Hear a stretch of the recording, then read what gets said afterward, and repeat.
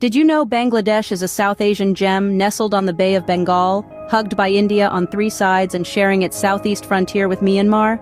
Boasting a teeming population of over 160 million, it ranks as one of the world's most densely populated nations.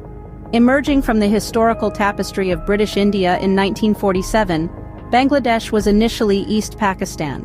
Yet cultural, linguistic, and economic disparities sparked a struggle for autonomy. By 1971, Bangladesh had carved out its identity as a sovereign nation, shedding blood, sweat, and tears in a grueling war of independence. The nation's progress since independence is noteworthy. Strides in education, healthcare, and economic development have been made, with the textile and garment industry fueling the economy. Challenges persist, though, including poverty, political instability, and natural disaster vulnerability due to its low-lying terrain. Dhaka, the bustling capital, is not only Bangladesh's largest city, but also ranks among the world's most densely populated.